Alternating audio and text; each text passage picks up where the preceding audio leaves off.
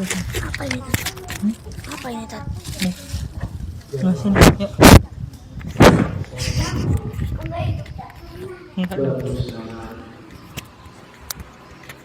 Yang dirahmati oleh Allah Subhanahu wa Ta'ala. Alhamdulillah, kita berkumpul di salah satu rumah dari rumah-rumah Allah Subhanahu wa Ta'ala untuk belajar tentang agama Islam, karena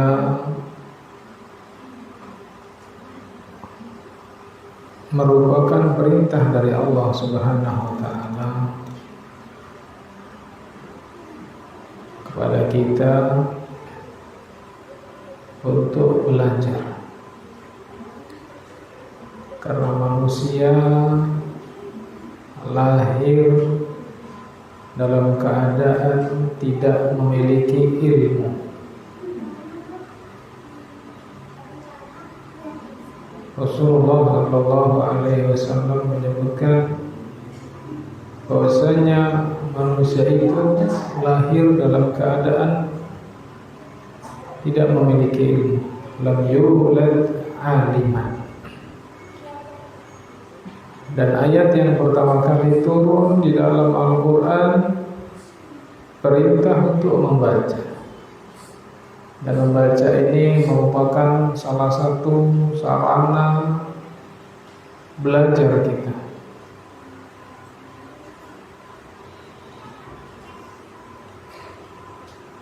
Bahkan Allah Subhanahu wa Ta'ala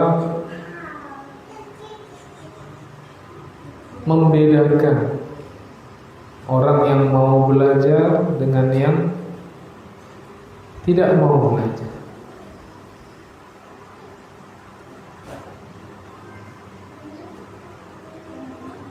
Hal yastawi alladziina ya'lamun wal ladziina la ya'lamun. Apakah sama orang-orang yang berilmu dengan orang-orang yang tidak berilmu? Di sini Allah bertanya pada sesuatu hal yang bukan jawabannya itu bukannya tidak diketahui, tapi diketahui. Namanya istifhamul inkari. Jadi bertanya untuk mengingkari. Apakah sama? Jawabannya tidak sama. Ya, antara orang yang berilmu dengan orang yang tidak berilmu. Bahkan hewan yang memiliki ilmu di dalam Islam itu dihargai, berbeda. Ya, seperti di dalam Islam seorang dilarang memelihara anjing, kecuali anjing yang dilatih, diajari untuk berburu. Itu diperbolehkan. Ya. Kalau dia tidak dilatih, tidak punya ilmu, nggak bisa berburu, nggak boleh. Bahkan hasil tangkapannya pun diizinkan oleh Allah Subhanahu wa Ta'ala untuk dimakan. Ya, padahal kita tahu anjing itu di seputar mulutnya itu najis. Ya. Dan ada penyakit apa? Rabies, ya, penyakit rabies. Tapi ketika anjing itu berilmu, maka itu hilang. Ya. Meliharanya diperbolehkan, hasil tangkapannya boleh dimakan, ya. Dan yang tadinya najis terangkat. Jadi tidak najis. Karena apa itu? Karena ilmu. Ya. Dan itu Allah Subhanahu wa Ta'ala sebutkan dalam surat Al-Maidah. Dengan catatan apa? ketika seorang itu melepaskan hewan buruannya untuk menangkap mangsa, dia melepaskannya dengan membaca bismillah. Falyadhkur ismallahi alaihi. Ya, maka hendaklah menyebut nama Allah ketika melepasnya. Teman-teman sekalian yang dirahmati oleh Allah Subhanahu wa taala, di hadapan kita ada sebuah risalah, sebuah tulisan ringkas dari salah seorang ulama kontemporer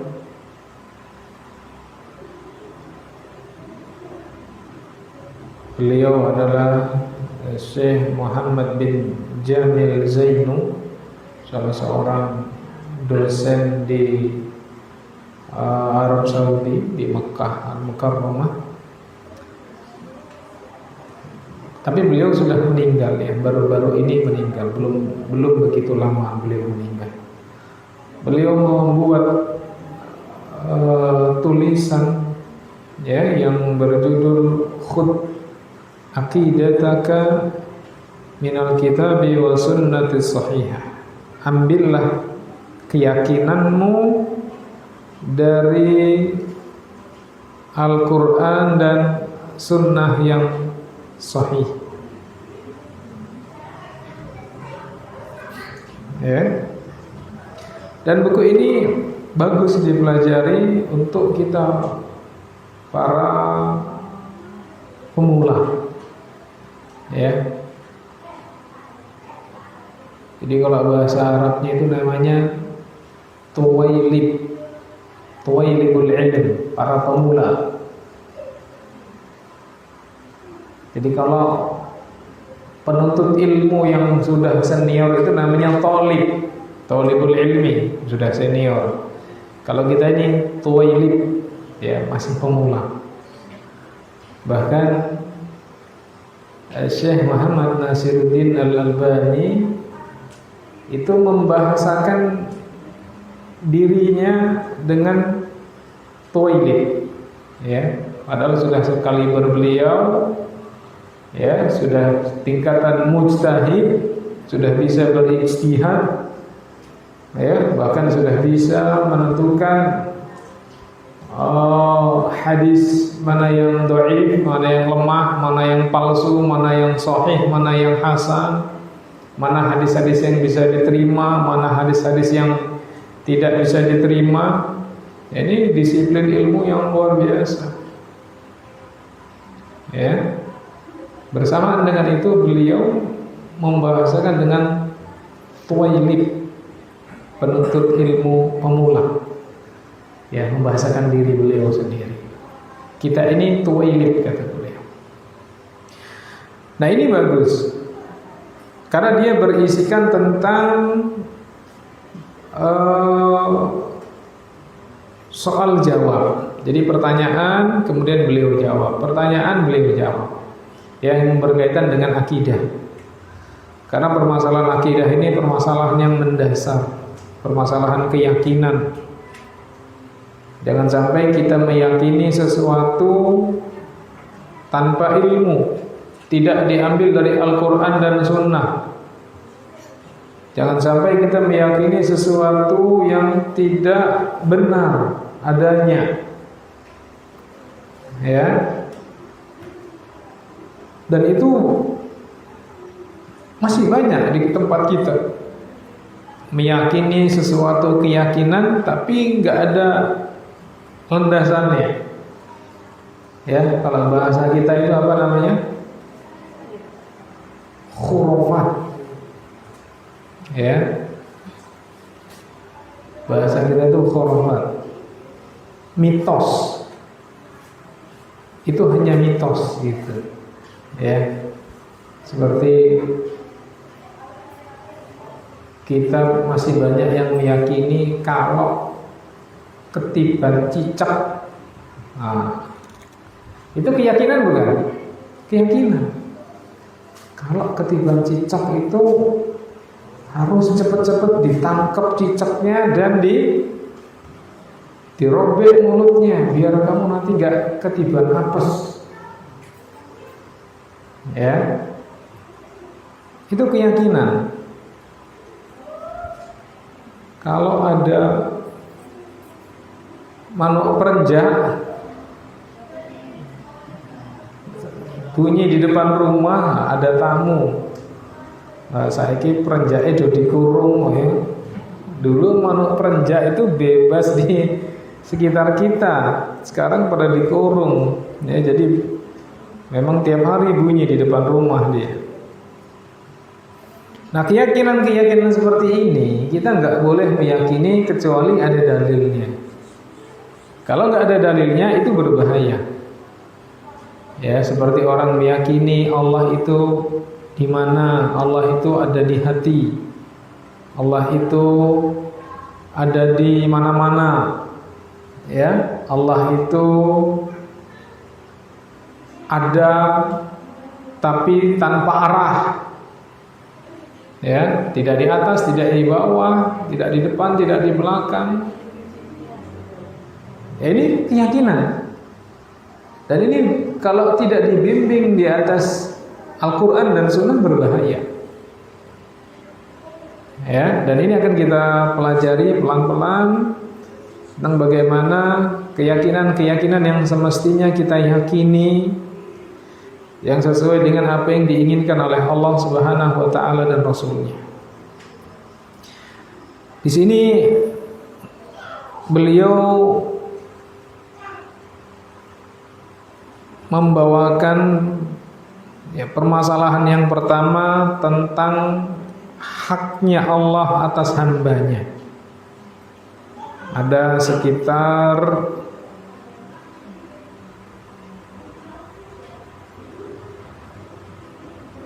13 pertanyaan. Ya, 13 soal jawab di sini. Yang pertama, limadza khalaqana Allah? Kenapa Allah itu menciptakan kita? Untuk apa kita diciptakan? Ya. Dan jawaban ini luar biasa. Kalau kita tidak dibimbing oleh wahyu, kita kebingungan jawabnya. Ana pernah mengadakan satu survei kecil-kecilan. Ya, waktu berada di Jogja. Jadi di Jogja itu kan kota pariwisata. Di sana itu banyak turis dari mancanegara. Dari berbagai macam negara. Dan kebanyakan mereka memang orang-orang non-Islam. Ketika ditanya dengan pertanyaan ini, jawabannya itu aneh-aneh. Ya. Untuk apa kita ini diciptakan? Di antaranya mereka ada yang menjawab, ya untuk senang-senang. Seperti ini, rekreasi, senang-senang. Ya. Sebagian mereka mengatakan, untuk apa diciptakan? Untuk memuaskan mulut dan kemaluan. Ya sebatas itu, karena memang nggak dibimbing oleh syariat. Bahkan orang-orang Islam pun yang nggak belajar, mereka juga ada, bahkan banyak yang bingung. Ana punya teman, salah seorang mahasiswa waktu itu IAIN Sunan Kalijaga Jogja. Dulu belum UIN namanya, IAIN. Dia ngobrol gini, sebenarnya kita ini diciptakan untuk apa ya? Kok kehidupannya cuma kayak gini aja? Dari pagi, siang, sore, malam, nanti gitu terus. Ya. Nah ini jawaban yang muncul ya, sebagai naluri seorang manusia, tapi kalau dia tidak dibimbing oleh bimbingan agama, ya bingung mau jawabnya. Makanya di sini Syekh menyebutkan, ya, Kemudian dijawab oleh beliau, khalaqana lina'budahu wa la nusyrika bihi syai'an. Jadi kita ini diciptakan untuk menghambakan diri kepadanya, untuk mengabdi, beribadah ya hanya kepada Sang Pencipta. Wala nusyrika bihi syai'an, dan kita dilarang untuk melakukan kesyirikan. Ya. Dalilnya disebutkan dalam surat Az-Zariyat, "Wa ma khalaqtul jinna wal insa illa liya'budun." Tidaklah aku menciptakan jin dan manusia kecuali untuk menyembahku. Ya, tidaklah aku menciptakan jin dan manusia melainkan untuk menyembah Allah Subhanahu wa taala. Disebutkan dalam beberapa penafsiran, makna menyembah di sini yuwahhidun, untuk mentauhidkan. Jadi kita ini diciptakan oleh Allah untuk mentauhidkan Allah, untuk menjadikan Allah itu satu-satunya Tuhan yang berhak diibadahi, satu-satunya Tuhan yang diibadahi dengan benar. Itu tujuan. Dan itu kita pahamkan, kita tanamkan. Agar apa? Agar orientasi hidup kita selalu akhirat. Agar kita tidak dilalaikan dengan gemerlapnya kehidupan dunia. Agar kita ketika sibuk mencari dunia, kita tetap ingat atas kewajiban kita. Kita ingat atas haknya Allah untuk diibadah. Ya, karena banyak saudara-saudara kita kaum muslimin, dia sudah tidak lagi peduli. Apalagi kalau sudah di jam-jam kerja. Kalau sudah kerja, lupa dengan tujuan penciptaan kita. Ya, pergi petang, pulang petang. Ya. Pergi memang gelap, pulang udah gelap. Enggak lagi ingat ketika dikumandangkan azan. Tidak lagi peduli dengan hukum-hukum syariat. Yang penting keinginan tercapai. Nah, ini bahaya. Ya. Bahaya ketika seorang itu tidak mengetahui hak Allah Subhanahu wa taala. Rasulullah sallallahu alaihi wasallam pun pernah menanyakan ini kepada salah seorang sahabatnya, Mu'adz. Ya Mu'adz, atadri ma haqqullah 'alal 'ibad wa haqqul 'ibad 'ala Allah?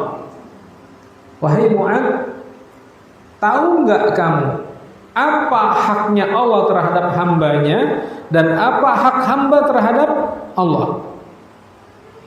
Karena Mu'adz pada waktu itu belum pernah diajari, Mu'adz bilangnya Allah wa rasuluhu a'lam. Ya Allah dan Rasulnya yang mengetahui. Artinya apa?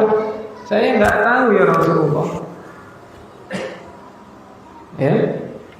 Maka Rasulullah sallallahu alaihi wasallam mengajari Mu'adz, wahai Mu'adz, sesungguhnya hak Allah terhadap hambanya an ta'buduhu wa la tusyriku bihi syai'an, yaitu engkau menyembah Allah dan tidak mensekutukan Allah dengan sesuatu apapun.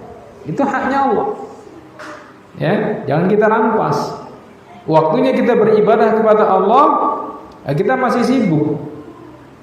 Ya, sibuk dengan dunia, sibuk dengan pekerjaan, sibuk dengan aktivitas. Masih ada kecintaan kepada selain Allah. Wa tuhibbunal mala hubban jamma. Kalian itu mencintai harta benda dengan kecintaan yang sangat luar biasa sampai mengalahkan. Ya, buktinya apa? Yaitu buktinya ketika kita sedang asik-asiknya mencari nafkah, bekerja, dikumandangkan adzan, kita nggak bergeming, kita nggak terpanggil. Berarti apa? Ada kecintaan yang lebih dari mencintai Allah Subhanahu wa taala, sehingga tidak menunaikan haknya Allah. Kemudian kata Nabi apa? Adapun hak hamba terhadap Rabb-nya, kata beliau, Allah yu'adzabu, ya. Jadi haknya hamba kepada Rabb-nya adalah mereka tidak diazab ketika mereka mentauhidkan Allah dan tidak melakukan kesyirikan. Ya, itu hak hamba. Jadi kalau seorang hamba itu menyembah Allah, mentauhidkan Allah dan tidak melakukan kesyirikan, maka si hamba berhak untuk tidak diazab. Artinya dia benar-benar mewujudkan, merealisasikan tauhid. Benar-benar dia menunaikan hak Allah Subhanahu wa taala. Ya, sehingga Allah menjamin untuk tidak diazab. Kapan? Ya ketika dia merealisasikan dari tujuan penciptaan Allah kepada makhluknya. Ya.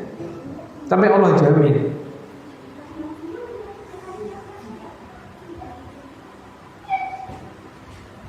Kemudian Mu'adz bin Jabal bertanya kepada Rasulullah, "Ya Rasulullah, afala ubashshirun nas?" Wahai Rasulullah, apakah yang ku dengar darimu ini boleh aku sebarkan ke masyarakat awam? Kata Rasulullah sallallahu alaihi wasallam apa? La tubashshirhum fayattakilu. Enggak usah, jangan disebarkan. Kenapa enggak boleh disebarkan? Karena nanti manusia itu akan bersandar hanya dengan ini saja. Ya. Di sini kita banyak mengambil pelajaran, di antaranya apa? Ada yang memang ilmu agama itu kalau belum waktunya disampaikan, jangan disampaikan. Kenapa? Nanti bisa disalahpahami. Ya. Maka Mu'adz bin Jabal pun tidak menyampaikan hadis ini kepada manusia kecuali di akhir hayat beliau. Karena beliau takut termasuk golongan orang-orang yang menyembunyikan ilmu. Jadi beliau ketika detik-detik meninggal dunia baru beliau sampaikan hadis ini. Ta'atsuman. Karena beliau takut dosa kalau disembunyikan. Ya.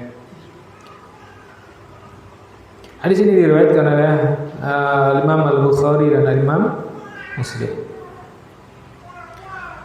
Kemudian pertanyaan yang kedua yang ada kaitannya dengan pertanyaan pertama tadi, Allah menciptakan kita untuk apa? Untuk ibadah, untuk mentauhidkan Allah. Pertanyaan kedua, mahiyal ibadah? Apa itu ibadah? Ya. Karena banyaknya kaum muslimin hanya membatasi ibadah itu di dalam masjid saja. Ibadah itu ya harus duduk, sila, ngadep kiblat, pakai peci, pakai sarung di masjid. Ya. Atau ada sebagian orang yang mendefinisikan ibadah itu memasukkan kesenangan kepada manusia. Ya, ada salah satu tokoh waktu itu, tokoh ya katanya cendekiawan muslim.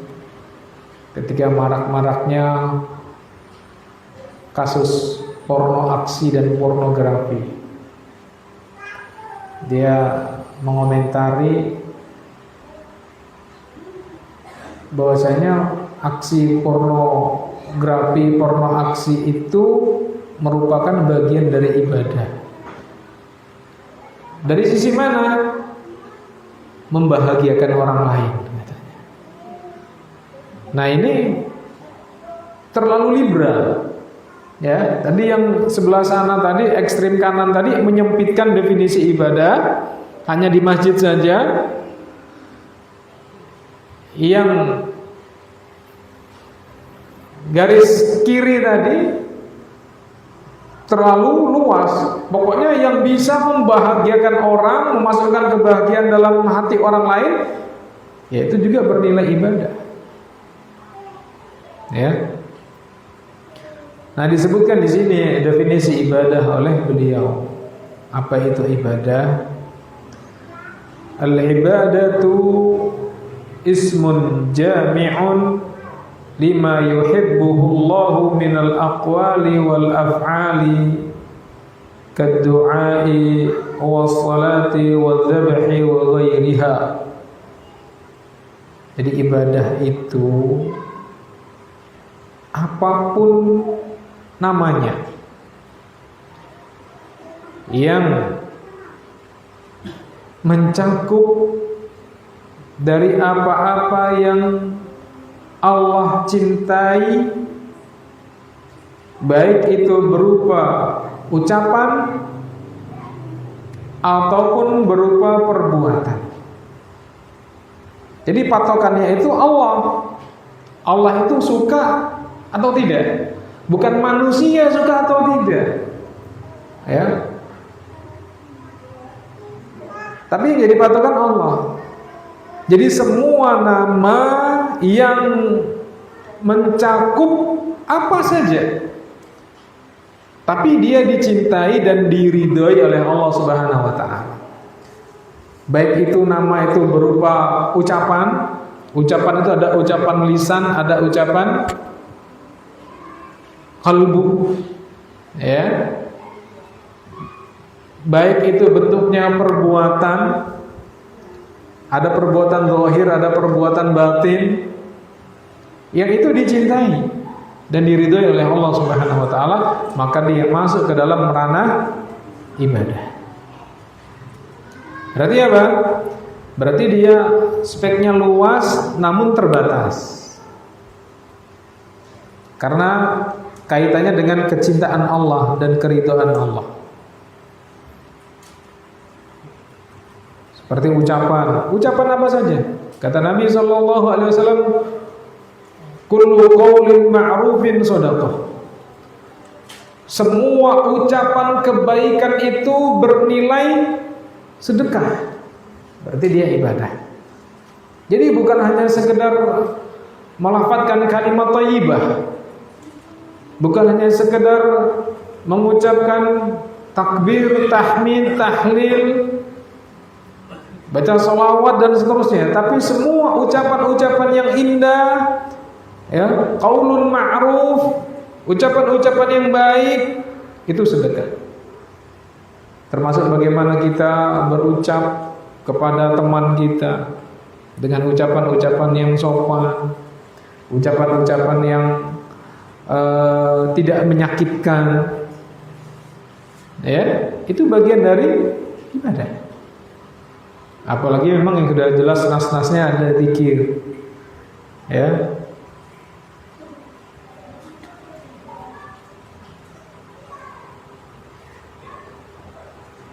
Juga perbuatan. Perbuatan apa saja? Baik dia perbuatan zahir dan perbuatan batin. Contohnya perbuatan zahir, ya senyuman. Senyum aja di depan saudaramu itu ibadah. Ya. Senyum di hadapan saudaramu, berwajah manis di hadapan saudaramu, ibadah. Ucapan batin apa atau perbuatan batin apa? Cinta, mencintai